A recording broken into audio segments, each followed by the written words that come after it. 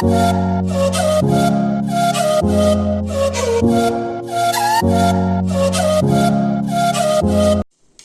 હિન્દ વિદ્યાર્થી મિત્રો, good morning. ભૌતિક વિજ્ઞાનમાં આજે આપણે ચેપ્ટર નંબર 5 એટલે કે પ્રકરણ 5 જેમનું નામ છે ગતિના નિયમો, જેમની આજે શરૂઆત કરવી છે. તો ચેપ્ટર 5 ગતિના નિયમો.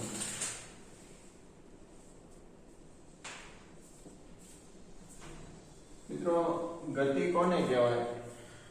જેમનો અભ્યાસ આપણે આગળના પ્રકરણોમાં કર્યા છે, આ ચેપ્ટરમાં આપણે એમના નિયમો વિશેની વાત કરવી છે. ઓકે, તો સૌપ્રથમ આખું ગતિશાસ્ત્ર છે, બરાબર. તો ગતિશાસ્ત્ર કોને કહેવાય? તો કે યંત્રશાસ્ત્રના જે વિભાગમાં ગતિના કારણો અને ગતિ કરતા પદાર્થના ગુણધર્મોની જે સંપૂર્ણ જાણકારી આપે છે એને મિત્રો ગતિશાસ્ત્ર કહેવાય. શું કહેવાય? ગતિશાસ્ત્ર કહેવાય. આપણે વ્યવહારિક ઉદાહરણો જોઈએ ગતિના, તો આપણને ખબર છે કે જો પવન આવે તો પવનથી ઝાડ છે હલતા હોય છે. પવનના કારણે આપણે હોડી હોય એ હોડી દરિયામાં આગળ વધે છે. પછી વહેતી નદી હોય તો વહેતી નદીમાં પણ તમને હોડી છે મૂકો એટલે શું થાય છે? આગળ વધે છે. તો આ બધું જ છે એ આપણે શેના કારણે જોઈએ? હવે પથ્થર છે, પથ્થરને નીચેથી ઊંચે લઈ જવો હોય તો એને આપણે શું કરવું પડે? તો કે કંઈક બળ આપવું પડે, બરાબર. તો ટૂંકમાં કહેવાનો અર્થ એ છે કે કોઈ પણ પદાર્થ ગતિ કરે છે તો એ ગતિ કરવા માટે એને શેની જરૂર પડે છે? બળની જરૂર પડે છે મિત્રો. શેની જરૂર પડે છે? બળની જરૂર પડે છે. તો બળ કોને કહેવાય? તો એ પદાર્થ પર જે પરિબળની અસર છે એ અસર થવાથી તેની સ્થિર કે ગતિમાં આવે તો તેને મિત્રો આપણે બળ આપ્યું કહેવાય. શું આપ્યું કહેવાય? બળ આપ્યું કહેવાય. અહીંયા આપણે ચેપ્ટર 5 માં છે આજે ગતિના નિયમો છે. ગતિના નિયમોમાં આપણે પ્રસ્તાવના જોઈ છે અને જડત્વનો નિયમ ભણવો છે. એરિસ્ટોટલે કરેલી ભૂલ, જે એમની માન્યતા હતી, એ માન્યતાઓ અને પછી ખોટો પીડો છે એમની અભ્યાસ કરવો છે. બળ છે એ બળ બે પ્રકારના લાગે છે, એ બે પ્રકારના બળોની આપણે વાત કરવી છે. ઓકે, તો મિત્રો આપણે વાત કરીએ કે યંત્રશાસ્ત્રના જે વિભાગમાં ગતિ કરતા પદાર્થોના ગુણધર્મનો નિયમ અને ગતિની સંપૂર્ણ ચર્ચા કરવામાં આવે એને ગતિશાસ્ત્ર કહેવાય, બરાબર. અને કોઈ પણ પદાર્થ છે એને ગતિ કરાવવા માટે આપણે બાહ્ય બળની જરૂર પડે છે. ઓકે, જો પવન છે એનું હલનચલન થાય છે તો એ હલનચલન જેના કારણે થાય? વૃક્ષ છે, વૃક્ષનું હલનચલન જેના કારણે થાય? તો કે પવનના લીધે થાય છે. પવન છે એને શું આપે છે? તો કે બાહ્ય બળ આપે છે. કોઈ પણ પદાર્થ છે, નીચે દડો છે, દડાને ઉંચકવો છે, આપણે ઊંચે ફેંકવો છે તો ફેંકવા માટે શું આપીએ છીએ? બાહ્ય બળ આપીએ છીએ. જ્યારે એને આપણે બાહ્ય બળ આપીએ છીએ મિત્રો, ત્યારે એ શું કરે છે? તો કે ગતિ કરે છે, બરાબર. એટલે કે જે પદાર્થ પર પરિબળની અસર થતી હોય, એટલે કે ગતિ કરતો પદાર્થને સ્થિર કરવો હોય અથવા તો સ્થિર પદાર્થ છે એને ગતિ કરાવવી હોય તેને શું આપવું પડે? તો કે બળ આપવું પડે. કેવી રીતે? તો કે કોઈ પણ વસ્તુ છે સ્થિર છે, તો એ સ્થિર પદાર્થને તમે ધક્કો મારો તો એ ધક્કો મારો એ આપણે શું છે? આપણે ફિઝિક્સની ભાષામાં એને બાહ્ય બળ આપ્યું કહેવાય. શું આપ્યું કહેવાય? બાહ્ય બળ આપ્યું છે. એવી જ રીતે કોઈ દડો છે એ દડદડતો એટલે કે ગતિ કરતો આવે છે, હવે એને આપણે રોકવો છે તો રોકવા માટે શું કરશું? તો કે એમને બાહ્ય બળ આપશું, બરાબર. એટલે કે જે પદાર્થ છે, ગતિ કરતો પદાર્થ છે અથવા તો સ્થિર પદાર્થ છે, એ પદાર્થ પર જે પરિબળની અસર થાય છે ને એટલે આપણે શું કહીએ છીએ? તો કે બળ કહીએ છીએ. તો અહીંયા બળની વ્યાખ્યા આપણે લખી શકીએ કે જે પદાર્થ પર કોઈ પદાર્થ પર જે પરિબળની અસર થાય છે એટલે કે સ્થિર અથવા તો ગતિમાં આવે છે એ પરિબળની અસર થાય છે તેને શું કહે? બળ કહે છે. હવે મિત્રો, બળ આપવાથી જો કોઈ પદાર્થ છે એ પદાર્થને આપણે બાહ્ય બળ આપીએ. શું આપીએ? બાહ્ય બળ. તો બાહ્ય બળ આપવાથી કેટલી વસ્તુઓ થાય છે. તો પહેલી તો અહીં લખું છું, કોઈ પદાર્થ પર પરિબળની અસર થતી હોય એટલે કે પદાર્થ સ્થિર કે ગતિ કરે તેને બળ કહે છે.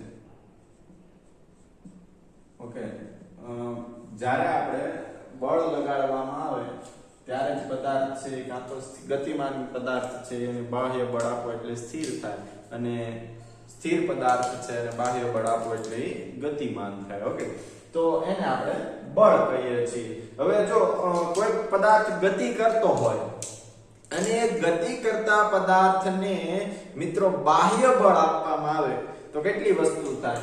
એક તો સ્થિર પદાર્થ ગતિ કરે અને ગતિ કરતો પદાર્થ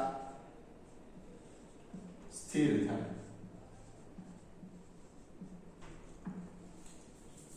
બીજું કે પદાર્થની ગતિમાં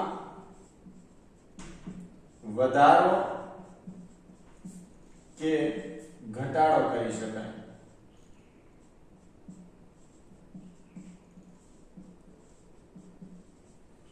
ત્રીજું કે પદાર્થની દિશા બદલી શકાય.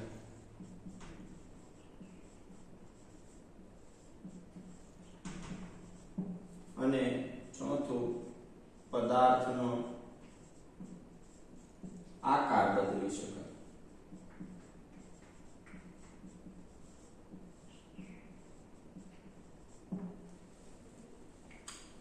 બરાબર, આપણે અહીંયા વાત કરી કે કોઈ પણ પદાર્થ છે એ પદાર્થને ગતિ મિત્રો કરતો હોય તો એ ગતિ કરવા માટે બાહ્ય બળની જરૂર પડે. બરાબર, એ પદાર્થ પર જે પરિબળ અસર કરે છે બળને આપણે એ પદાર્થને આપણે એ પરિબળને આપણે બળ કહીએ છીએ. ઓકે, તો એ બળ દ્વારા આપણે જે બાહ્ય બળ આપીએ ને એ ચાર વસ્તુ થઈ શકે બળ દ્વારા પદાર્થ પર. કેવી રીતે? તો ધારો કે કોઈ પદાર્થ છે, એ પદાર્થ અહીંયા સ્થિર છે, હવે મારે એને ગતિ કરાવવી છે તો મેં શું કર્યું? તો કે મારા હાથ વડે એને શું આપ્યું છે? બળ આપ્યું છે. શું આપ્યું છે? બળ આપ્યું છે. તો જો સ્થિર પદાર્થ છે એ ગતિ કરી શકે બળ આપો તો, અને ગતિ કરતો પદાર્થ છે એ સ્થિર, આપણે કોઈ પણ દડો છે દડાને ફેંકીએ એટલે શું કરીએ? તો કે આપણે બળ આપ્યું છે. બળ આપવાથી દડો શું કર્યું? તો કે ગતિ કરી, અને સામે બેટ્સમેન છે બોલને ફટકારે છે એટલે દડો આપણી તરફ આવે છે, એને આપણે રોકવા માટે શું આપીએ છીએ? તો કે બાહ્ય બળ આપે છે.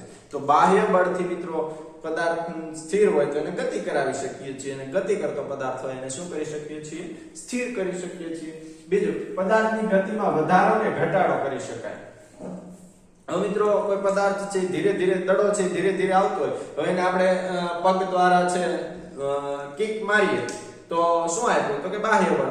એ દડો કેવો આવતો હતો? તો કે ધીરે ધીરે આવતો. હવે એને આપણે પગ દ્વારા કિક મારી છે તો એ દડો કેવો થશે? તો કે એની ઝડપમાં વધારો થશે. હવે દડો સામેથી સ્પીડમાં આવતો હોય એને આપણે પગ રાખીએ એટલે દડો શું થશે? તો કે એની સ્પીડમાં ઘટાડો થશે. એટલે જો પદાર્થની ગતિને વધારો કે ઘટાડો કરી શકાય બાહ્ય બળ દ્વારા. બરાબર, આપણે કિક મારી એ પણ બાહ્ય બળ આપ્યું છે, અને દડાને રોક્યો છે પણ શું આપ્યું છે? તો કે બાહ્ય બળ આપ્યું છે. ઓકે, હવે આપણે પદાર્થની દિશા બદલાવી શકાય.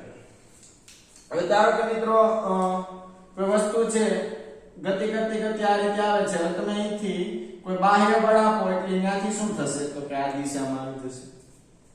ચાલો, તો પદાર્થની દિશા બદલાવી શકાય છે. બાહ્ય બળ દ્વારા મિત્રો પદાર્થનો આકાર બદલાવી શકાય. કેવી રીતે? ફુગો છે, એ ફુગોમાં હવા ભરેલી છે, હવે એ ફુગાને તમે આમ દબાવો, ફુગો છે ગોળ હોય તો કેવો થઈ જશે?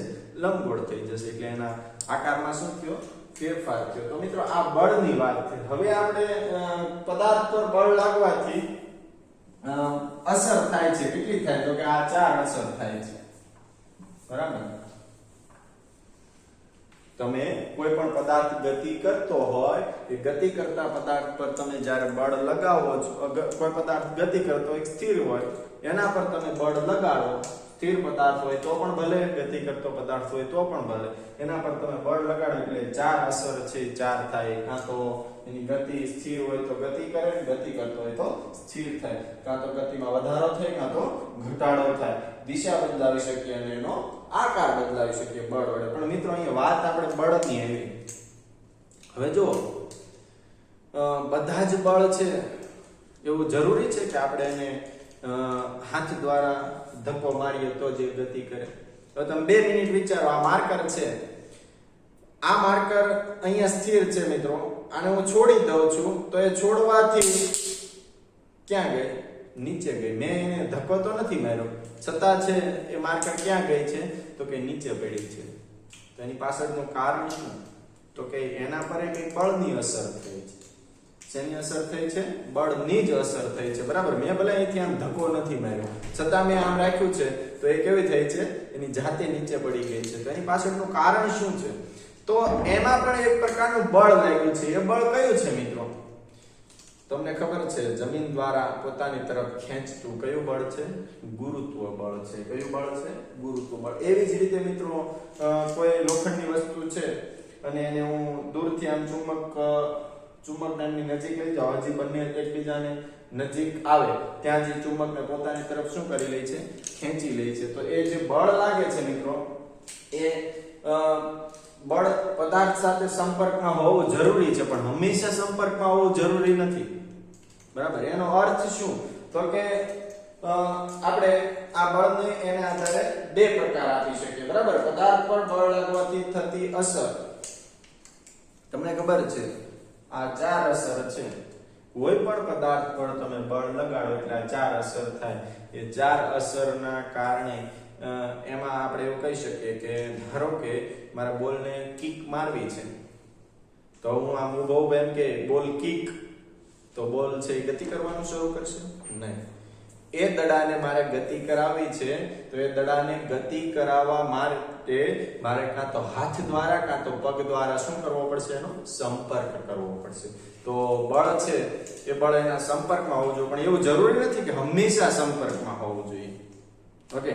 આપણે છે બળને દડાને હાથ દ્વારા આપણે બળ લગાવી દઈએ તો એ દડાની સપાટી અને આપણા હાથની સપાટી એકબીજાને શું આવે થાય છે?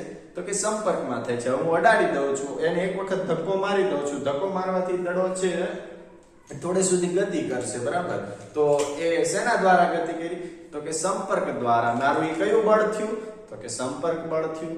અને બીજું મિત્રો, અહીંયા આપણે હંમેશા સંપર્ક હોવો એવું જરૂરી નથી. બરાબર. કોઈ પણ પદાર્થને ગતિ કરાવવા માટે બાહ્ય બળની જરૂર પડે, પણ એ બાહ્ય બળમાં સંપર્ક થી પણ બળ લાગે છે અને સંપર્ક હંમેશા હોય એવું જરૂરી પણ નથી. તો એના આધારિત આપણે મિત્રો બળના 2 પ્રકાર આપ્યા છે. કેટલા પ્રકાર આપ્યા છે? 2 પ્રકાર. એક છે એ સંપર્ક બળ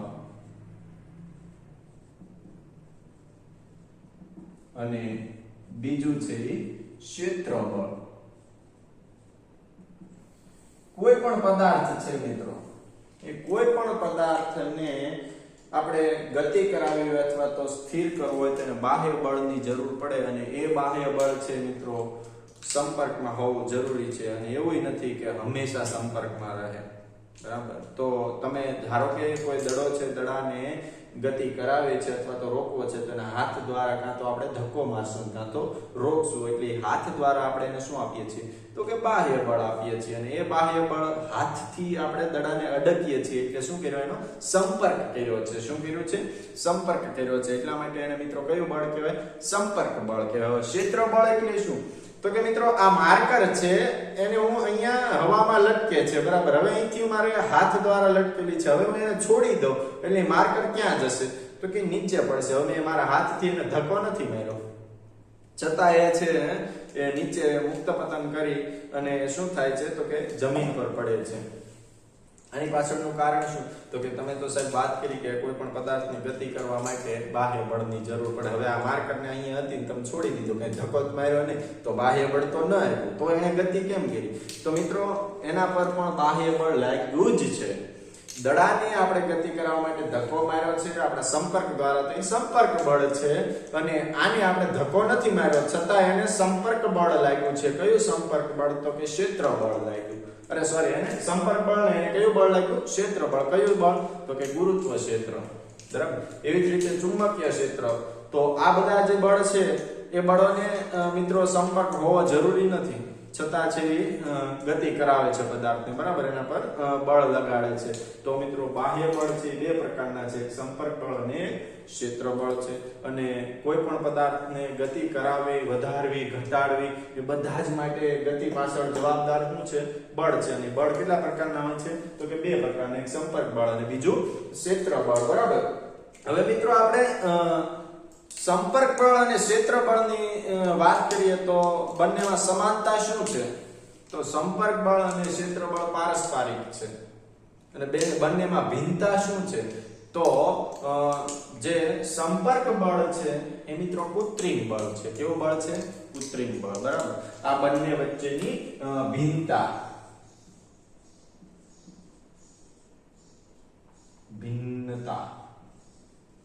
ઓકે, તો આની વાત કરીએ તો એ કેવું છે તો કે કૃત્રિમ બળ છે અને અસંરક્ષિત છે.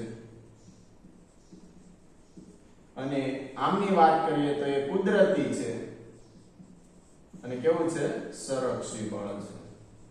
ઓકે, આ બંને વચ્ચેની ભિન્નતા છે. અને સમાનતા શું? તો કે આ બંને બળ છે એકબીજાને કેવા છે? પારસ્પરિક છે. ઓકે મિત્રો, તો આ ચેપ્ટરની આપણે આ પ્રસ્તાવના હતી. ફરીથી હું ટૂંકમાં બોલી જાઉં છું કે અંતરશાસ્ત્રના જે વિભાગમાં ગતિના કારણોની અથવા તો ગતિ કરતા પદાર્થોના ગુણધર્મની જે ચર્ચા કરવામાં આવે છે એ આખા વિભાગને ગતિશાસ્ત્ર કહે છે. ઓકે, હવે કોઈ પણ પદાર્થ છે એને ગતિ કરાવવા માટે અથવા તો ગતિ કરતો પદાર્થને સ્થિર કરવા માટે મિત્રો બાહ્ય બળની જરૂર પડે. હવે તમે બાહ્ય બળ આપો છો, એ બાહ્ય બળના કારણે ચાર વસ્તુ થાય. ગતિ કરતો પદાર્થ સ્થિર થઈ શકે અથવા સ્થિર પદાર્થ ગતિ કરી શકે, પદાર્થનો આકાર બદલી શકો, પદાર્થની દિશા બદલી શકો, પદાર્થની ગતિમાં વધારો અને ઘટાડો કરી શકો છો. બરાબર. પણ એ બળ છે મિત્રો બે પ્રકારના હોય, એક સંપર્ક બળ અને એક ક્ષેત્ર બળ. હંમેશા કોઈ પણ પદાર્થને ગતિ કરાવવા માટે આપણે બાહ્ય બળ આપવું પડે. એ બાહ્ય બળ હંમેશા સંપર્ક હોય એવું જરૂરી, સંપર્કમાં બાહ્ય બળ છે સંપર્ક દ્વારા લાગે, પણ હંમેશા સંપર્કમાં હોય એવું જરૂરી નથી. બરાબર. એટલા માટે બળના બે પ્રકાર પાડવામાં આવ્યા, એક સંપર્ક બળ અને એક ક્ષેત્ર બળ. બરાબર. સંપર્ક બળ એટલે કે આપણે એને અટકી અને બાહ્ય બળ આપીએ છીએ, અને ક્ષેત્ર બળ એટલે કે ચુંબકીય ક્ષેત્ર, ગુરુત્વ ક્ષેત્ર, બરાબર, ગુરુત્વાકર્ષણ બળ, એ બધા બળ છે એ ક્ષેત્ર બળ છે. અને સંપર્ક એટલે કે આપણે અટકી, કોઈ ટેબલ છે એ ટેબલને આપણે ખસેડવું એટલે ધક્કો મારવો અથવા તો નજીક લાવવો, તો એને હંમેશા આપણે સંપર્ક રાખવો પડે. શું કરવો પડે છે? તમે ટેબલને એક વખત આમ કરીને આમ ધક્કો મારી દો, બરાબર, એટલે જેટલું દૂર પહોંચાડવું ત્યાં પહોંચી ન જાય. ત્યાં પહોંચાડવા માટે હંમેશા આપણે એને કેવું રહેવું પડે? સંપર્કમાં રહેવું. પણ એવું જરૂરી નથી કે હંમેશા કોઈ એ ટેબલ છે, ટેબલને ખસેડવા આપણે સતત સંપર્ક જ. એક વખત તમે બળ લગાડી દો તો થોડે દૂર સુધી જઈ શકે, પાછું દૂર લઈ જાઓ પાછું બળ લગાડવું પડે. બરાબર. અને ક્ષેત્ર બળ એ બંને છે સમાનતા એ છે કે બંને પારસ્પરિક છે. બંનેમાં ભિન્નતા એટલે તફાવત એ છે કે સંપર્ક બળ એ કૃત્રિમ છે, આપણે જાતે બળ આપીએ છીએ, અને અસંરક્ષિત છે. જ્યારે ક્ષેત્ર બળ છે એ કુદરતી છે. બરાબર. ચુંબકીય ક્ષેત્ર એ કુદરતી છે, ગુરુત્વાકર્ષણ બળ એ પણ કુદરતી છે, અને એ કેવું છે? સંરક્ષિત છે. ઓકે, તો આ મિત્રો પ્રસ્તાવનાની વાત છે.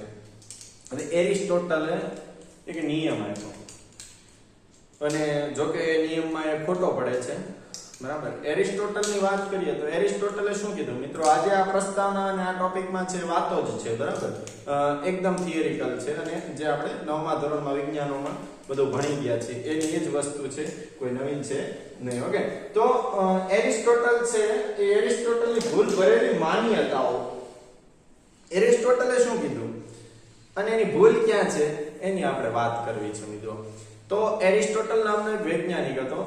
એ વૈજ્ઞાનિકે એવું કીધું કે કોઈ પણ પદાર્થ છે એ પદાર્થની ગતિ શરૂ રાખવા માટે એને હંમેશા શેની જરૂર પડે તો કે બાહ્ય બળની જરૂર પડે. સ્વાભાવિક છે. એને એવું કીધું કે ધનુષમાંથી જે તીર છોડવામાં આવે છે એ તીરને પાછળથી હવા છે એ શું આપે છે તો કે બાહ્ય બળ આપે છે, એના કારણે છે ગતિ કરે છે. હવે મિત્રો એની ભૂલ ક્યાં છે તો આપણને ખબર છે કોઈ ઘન પદાર્થ છે તો ઘન પદાર્થ ગતિ કરે છે તો એનું વિરોધ કરતું એક બળ ઉત્પન્ન થાય. કયું બળ થાય? ઘર્ષણ બળ થાય. હવે કોઈ પ્રવાહી છે મિત્રો તો એ પ્રવાહી છે તરલ, બરાબર, તરલ પદાર્થ માટે એનું વિરોધ કરતું એક બળ છે ઉત્પન્ન થાય. કયું થાય તો કે શાંતા બળ. હવે આ વિરોધ કરતા બળના કારણે મિત્રો એ પદાર્થ ગતિ કરતો એ શું થઈ જાય? સ્થિર થઈ જાય. એટલા માટે આપણે યાદ રાખજો એરિસ્ટોટલે નિયમ શું આપ્યો કે કોઈ પણ પદાર્થની નિયમિત ગતિ ચાલુ રાખવા માટે આપણે એને શું આપવું પડે? બાહ્ય બળ આપવું પડે. બરાબર. પણ એ ખોટો ક્યાં પડ્યો કે કોઈ પણ પદાર્થની નિયમિત ગતિ શરૂ રાખવા માટે બાહ્ય બળની જરૂર નથી. બાહ્ય બળ શા માટે આપવું પડે તો કે કોઈ પણ પદાર્થ ગતિ કરે છે, ધારો કે ઘન પદાર્થ ગતિ કરે છે તો એનું વિરોધ કરતું બળ ઉત્પન્ન થાય. કયું થાય તો કે ઘર્ષણ બળ. હવે એ ઘર્ષણ બળનો સામનો કરવા માટે મિત્રો આપણે શું કરવું પડે છે તો કે બાહ્ય બળ આપવું પડે. જો હવે એ પદાર્થ ગતિ કરતો હોય અને ગતિ કરતા પદાર્થની વિરુદ્ધમાં મિત્રો ઘર્ષણ બળ ન લાગતું હોય તો એ પદાર્થ છે પદાર્થને બાહ્ય બળ આપવાની કોઈ જરૂર નથી. એક વખત તમે ધક્કો મારી દો એટલે પછી ગતિ કર્યા જ કરે, પણ એવું શક્ય નથી. કારણ કે કોઈ પણ પદાર્થ હોય, ઘન પદાર્થ હોય તેમાં ઘર્ષણ બળ લાગે અને તરલ પદાર્થ હોય તેમાં શાંતા બળ લાગે. એટલે એ બળ ગતિનો વિરોધ કરતા બળ છે. બરાબર. એટલે એ ગતિના વિરોધ કરતા બળને આપણે નાના કરવા માટે એ બળનું છે એ બળને ઓછા કરવા માટે આપણે સતત શું કરવું પડે છે? બાહ્ય બળ આપવું પડે છે. બરાબર. એટલે નિયમિત ગતિ માટે બાહ્ય બળ જરૂરી નથી, પણ એ ગતિનો વિરોધ કરતા બળો છે એ બળોનો સામનો કરવા માટે આપણે શું આપવું પડે છે? બાહ્ય બળ આપવું પડે છે. તો એરિસ્ટોટલ છે એ એરિસ્ટોટલની આ ભૂલ છે. ઓકે. હવે મિત્રો આપણે ગેલિલિયોનો અને જડત્વનો નિયમ આપી અને ગેલિલિયોએ કરેલા પ્રયોગ છે એ પ્રયોગની આપણે વાત કરવી છે. ઓકે. તો અહીંયા છે હું આ સાફ કરી દઉં છું. તો એરિસ્ટોટલ આપેલો નિયમ અને એની ભૂલ ક્યાં છે તમને ખ્યાલ આવી ગયો હશે. હવે મિત્રો ગેલિલિયોની અને જડત્વ એટલે શું એમની વાત કરવી છે. બરાબર.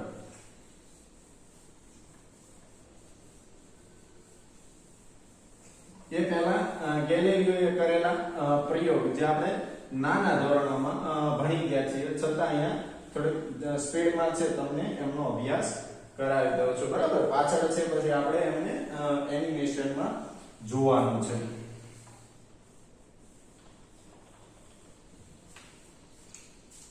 ઓકે મિત્રો, ગેલિલિયોએ એવી વાત કરી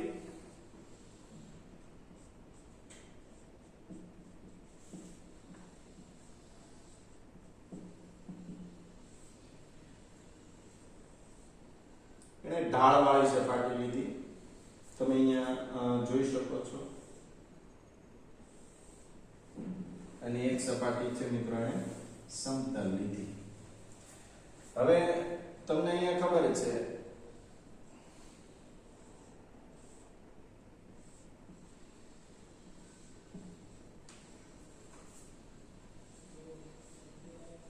આમાં ઢાળ છે, આમાં સડા એટલે કે ઢાળ ચડાવવાનો છે અને અહીંયા સપાટી છે સ્થિર છે.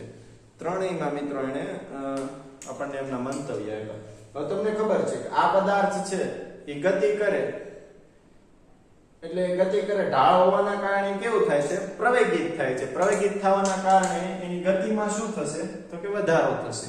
અહીંયા હું દડાને મૂકું છું, જરીક બાહ્ય બળ આપું, જેમ એ ઉપરથી નીચે તરફ આવશે એમ એની ગતિમાં શું થશે તો કે સતત વધારો થશે. કેમ તો કે પ્રવેગિત ગતિ કરે છે. હવે અહીં તમે જોવો છો અહીંથી હું બાહ્ય બળ આપું તો બાહ્ય બળ આપું છું, એ બાહ્ય બળ આપું એટલે એમને પ્રતિપ્રવેગ થશે. કેમ તો કે ઢાળ આમ છે. બરાબર. એને ગતિ આમ કરવાની છે તો મિત્રો એમાં પ્રતિપ્રવેગ થશે. આમાં શું થતો? પ્રવેગિત ગતિ થતી. આમાં પ્રતિપ્રવેગી ગતિ થશે. એટલે એની ગતિને હું બાહ્ય બળ આપી દઉં પણ એ ઉપર ચડતા જશે અને એની ગતિમાં શું થશે? ઘટાડો થશે.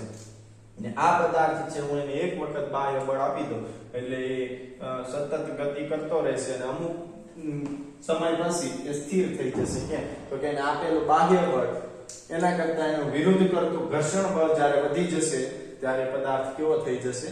સ્થિર થઈ જશે. બાકી એ છે શું કરશે તો કે અચળ વેગથી એટલે કે નિયમિત ગતિ કરતો રહેશે. અહીંયા એની ગતિમાં શું થાય તો કે ઘટાડો થાય. કેમ તો કે અહીંયા પ્રતિપ્રવેગિત છે. અહીંયા એમની ગતિમાં શું થશે તો કે વધારો થશે. કેમ તો કે એ પ્રવેગિત ગતિ છે. પછી એને બીજો એક પ્રયોગ આપ્યો કે તમે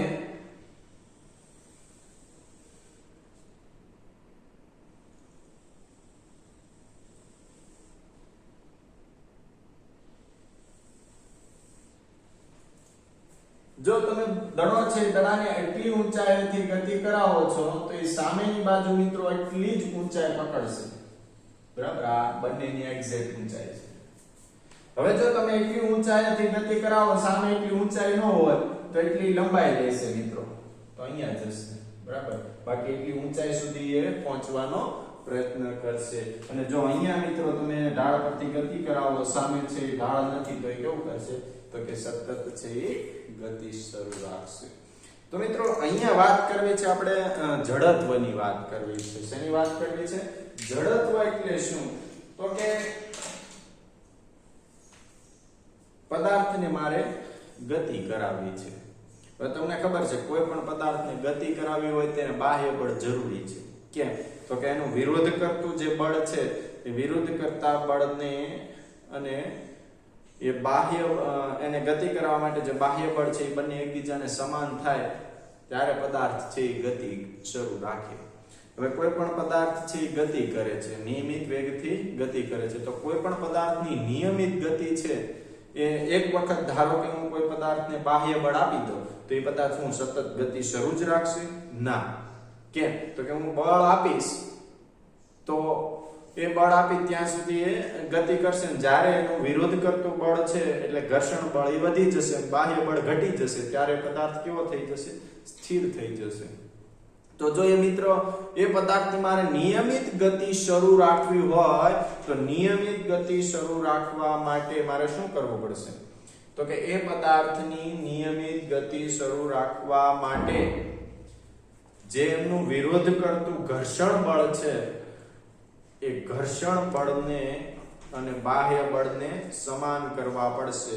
એટલે પરિણામી કુલ બળ છે એ કુલ બળ શૂન્ય થાય ત્યારે જ પદાર્થ છે એ કેવો થાય છે તો કે નિયમિત ગતિ કરતો રહે છે. કેવી રીતે તો કે ધારો કે આ પદાર્થ છે, હવે આ પદાર્થને મેં બાહ્ય બળ આપ્યું એટલે અહીંયા સુધી દળદળતો આવ્યો, પછી છે સ્થિર થઈ જશે. હવે મારે એને સ્થિર ન કરવો તો શું કરવાનું તો કે જે સામે એને ઘર્ષણ આપતું બળ છે ઘર્ષણ બળનો અને બાહ્ય બળ બંને વિરોધ, ઘર્ષણ બળ આમ લાગે છે, બાહ્ય બળ આમ લાગે છે, બંને એકબીજાને સમાન કરવા પડે. એટલે કુલ પરિણામી બળ છે એ પરિણામી બળ કેવું થઈ જાય તો કે શૂન્ય થઈ જાય. અને જ્યારે પરિણામી બળ શૂન્ય થઈ જાય એટલે એ પ્રવેગ એ પદાર્થ છે એ સતત નિયમિત વેગથી ગતિ કરશે. એવી જ રીતે જો મિત્રો કોઈ સ્થિર પદાર્થ છે એ સ્થિર ક્યારે હોઈ શકે તો કે એને નથી તો બાહ્ય બળ લાગતું અને બાહ્ય બળ નથી લાગતું એટલે ગતિ નથી કરતો, ગતિ નથી કરતો એટલે એનું ઘર્ષણ બળ નથી લાગતું. એટલે બાહ્ય બળ અને ઘર્ષણ બળ બંને બળ એટલે કે કુલ પરિણામી બળ કેવું છે? શૂન્ય બળ છે. તો જ્યારે મિત્રો કોઈ પદાર્થ છે એ પદાર્થ પર ચોખ્ખું બાહ્ય બળ છે, બાહ્ય બળ શૂન્ય હોય તો સ્થિર પદાર્થ છે સ્થિર રહે અને ગતિમાન પદાર્થ ગતિમાં રહે. બરાબર, અહીંયા સમજવાની કોશિશ કરજો. ફરીથી એક વખત કહું છું કે આ પદાર્થને હું જ્યારે બાહ્ય બળ આપું છું ત્યારે ગતિ કરે છે અને અમુક સમય પછી એ છે કેવો થઈ જાય છે તો સ્થિર થઈ જાય. કેમ તો કે જ્યાં સુધી બાહ્ય બળ એનું વધારે, બાહ્ય બળ અને ઘર્ષણ બળ બંને છે એ પરિણામી બળ કુલ બળ શૂન્ય હતું ત્યાં સુધી એને ગતિ કરી. બાહ્ય બળ ઓછું થઈ ગયું, ઘર્ષણ બળ વધવા લાગ્યું, જેથી પદાર્થ કેવો થઈ જશે?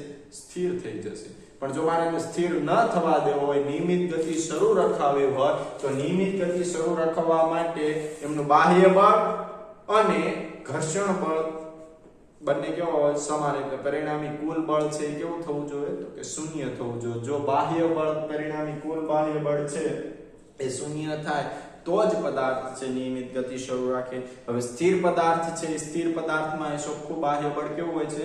શૂન્ય હોય છે. તો કે જે પદાર્થમાં ચોખ્ખું બાહ્ય બળ શૂન્ય હોય તો ગતિ કરતો પદાર્થ સતત ગતિ શરૂ રાખશે અને સ્થિર પદાર્થ કેવો રહેશે? સ્થિર રહેશે. એટલે અહીંયા યાદ રાખજો, આ પદાર્થના ગુણધર્મની મિત્રો જડત્વ કહે છે. શું કહે છે? જડત્વ. તો તમને એમ કે જડત્વનો નિયમ લખો અને ગેલેલિયોના પ્રયોગ સમજાવો તો તમારે શું લખવાનું? કે જ્યારે કોઈ પદાર્થ પર બાહ્ય બળ લાગે એ બાહ્ય બળ શૂન્ય હોય, જ્યારે કોઈ પદાર્થ પર બાહ્ય બળ શૂન્ય હોય ત્યારે ગતિમાન પદાર્થ ગતિ કરતો રહે અને સ્થિર પદાર્થ સ્થિર રહે. પદાર્થના આ ગુણધર્મને મિત્રો જડત્વ કહે છે. જડત્વ છે મિત્રો દળ પર આધાર રાખે છે. શેના પર આધાર રાખે છે? દળ પર આધાર. જે પદાર્થનું દળ વધારે એમનું જડત્વ કેવું? વધારે. અને જે પદાર્થનું દળ ઓછું એનું જડત્વ મિત્રો કેવું? ઓછું. તો અહીંયા યાદ રાખજો, જડત્વનો નિયમ શું કહે છે? તો કે ગતિમાન પદાર્થ, જ્યારે પદાર્થનું બાહ્ય બળ શૂન્ય હોય ત્યારે ગતિમાન પદાર્થ ગતિ કરે છે અને સ્થિર પદાર્થ કેવો રહેશે? સ્થિર. બાહ્ય બળ એટલે કેવું? તો કે હું જ્યારે એને બળ આપું છું અને હું એનો વિરોધ કરતો બળ કયું હોય? ઘર્ષણ બળ. એ બંને એક્ઝેક્ટ હોય, બરાબર? એટલે કે વિરુદ્ધ કરતું બળ અને બાહ્ય બળ બંને પરિણામી કુલ બળ શૂન્ય થાય ત્યારે જ પદાર્થ ગતિ કરે છે. ઓકે, તમે માત્ર બાહ્ય બળ આપી દો અને એનું વિરુદ્ધ કરતું બળ છે એ ઘર્ષણ બળ ન હોય તો પદાર્થ છે એ ગતિ કરશે નહીં. એટલે પરિણામી બાહ્ય બળ છે એ શૂન્ય હોય તો જ ગતિ કરતો પદાર્થ ગતિ શરૂ રાખે અને સ્થિર પદાર્થ સ્થિર રહે. પદાર્થના આ ગુણધર્મને જડત્વ કહે છે. ગેલિલિયોએ આપેલા પ્રયોગો આ છે. એરિસ્ટોટલની ભૂલ ક્યાં હતી? તો કે એણે એવું કીધું કે બાહ્યની ગતિ શરૂ રાખવા, કોઈ પણ પદાર્થની નિયમિત ગતિ શરૂ રાખવા માટે એને બાહ્ય બળ આપવું પડે. બાહ્ય બળ જરૂરી નથી. કેમ? તો કે આપણે પદાર્થ વિરોધ જે કરે છે, વિરોધી બળને સંતુલન કરવા માટે બાહ્ય બળ જરૂરી છે, પદાર્થની ગતિ કરાવવા માટે નહીં. તો એની ભૂલ હતી. બળના બે પ્રકાર હતા. તો મિત્રો આ બધી જ વાતો છે આપણે એનિમેશનમાં જોવાની છે. શેમાં જોવાની છે? એનિમેશનમાં. તો હવે આપણે એનિમેશન જોશું. 5. ગતિના નિયમો, લોઝ ઓફ મોશન. પ્રસ્તાવના, ઇન્ટ્રોડક્શન. અગાઉના પ્રકરણમાં આપણે અવકાશમાં કણની ગતિનું માત્રાત્મક વર્ણન કર્યું. આપણે જોયું કે નિયમિત એટલે કે યુનિફોર્મ ગતિના વર્ણન માટે માત્ર વેગનો ખ્યાલ જરૂરી છે, જ્યારે અનિયમિત એટલે કે નોન યુનિફોર્મ ગતિ માટે તે ઉપરાંત પ્રવેગનો ખ્યાલ જરૂરી છે. હજી સુધી આપણે એવો પ્રશ્ન પૂછ્યો નથી કે પદાર્થોની ગતિનું નિયંત્રણ શાનાથી થાય છે.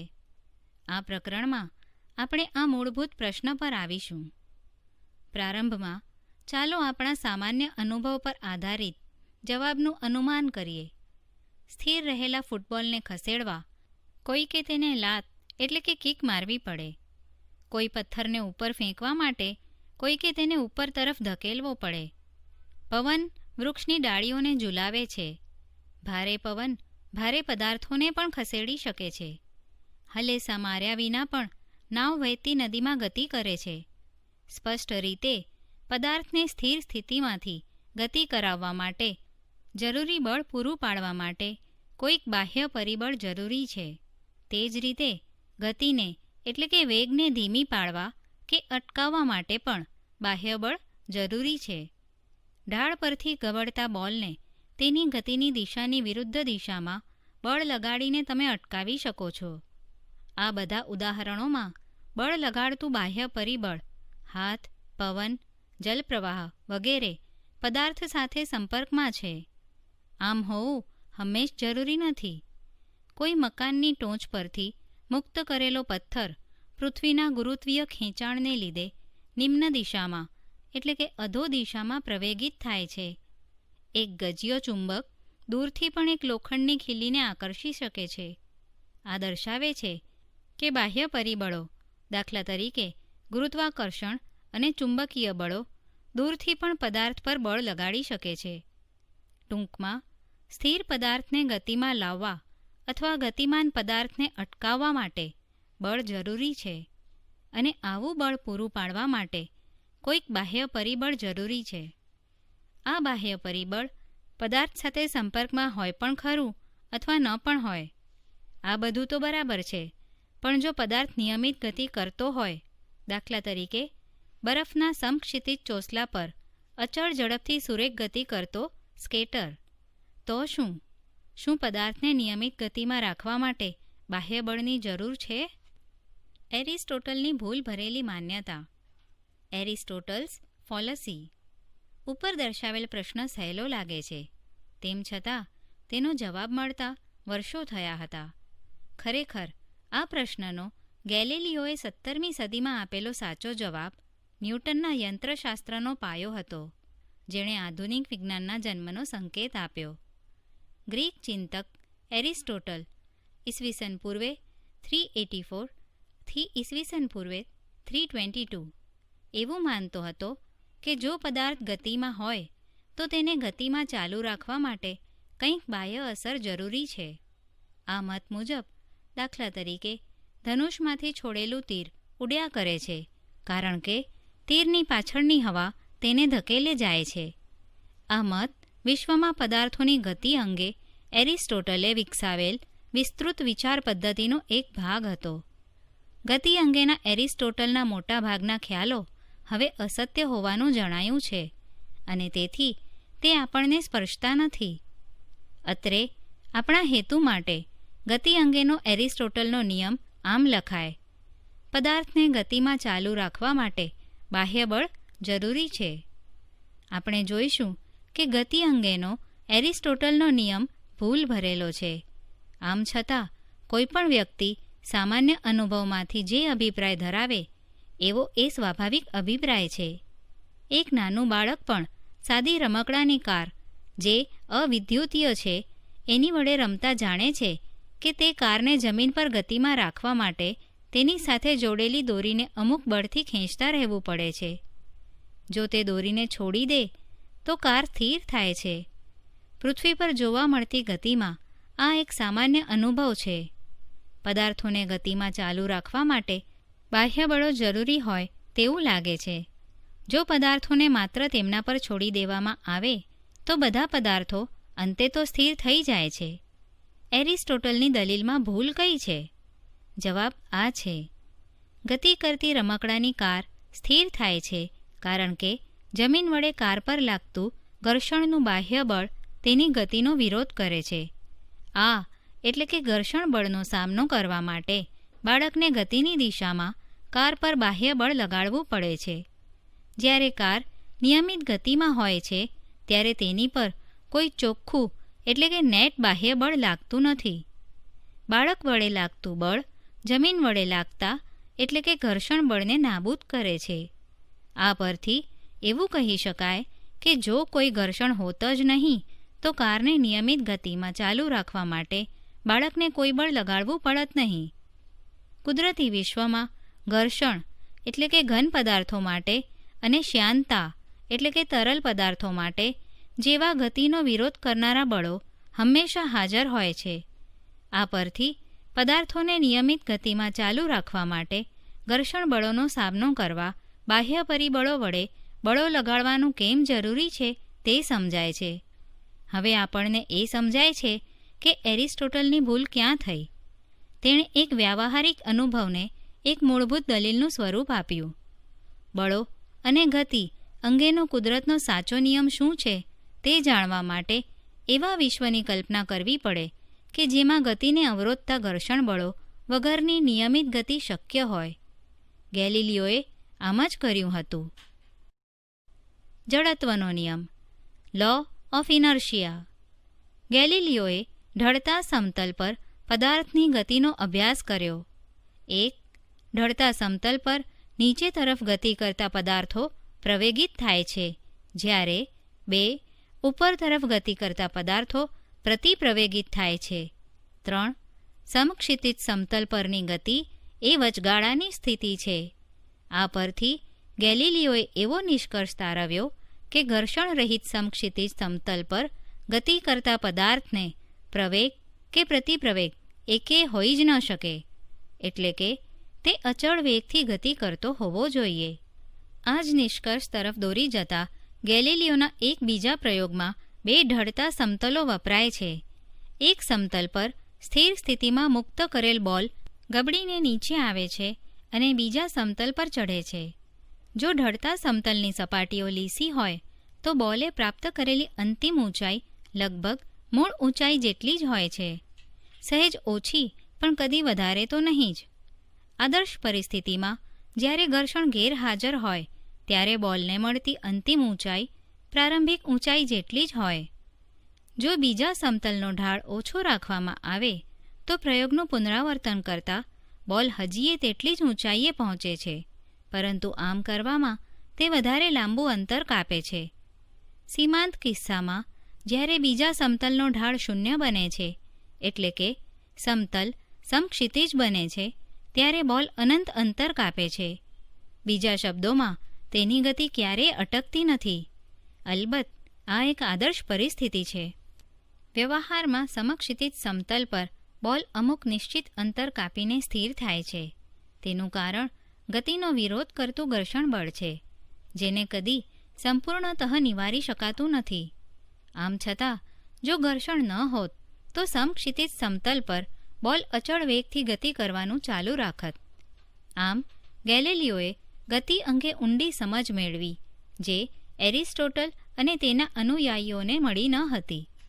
સ્થિર અવસ્થા અને નિયમિત સુરેખ ગતિ એટલે કે અચળ વેગ સાથેની ગતિની અવસ્થા બંને સમતુલ્ય છે. બંને કિસ્સાઓમાં પદાર્થ પર કોઈ ચોખ્ખું એટલે કે પરિણામી એટલે કે નેટ બળ લાગતું નથી. પદાર્થને નિયમિત ગતિમાં ચાલુ રાખવા માટે ચોખ્ખા એટલે કે પરિણામી એટલે કે નેટ બળની જરૂર છે એમ માની લેવું સાચું નથી.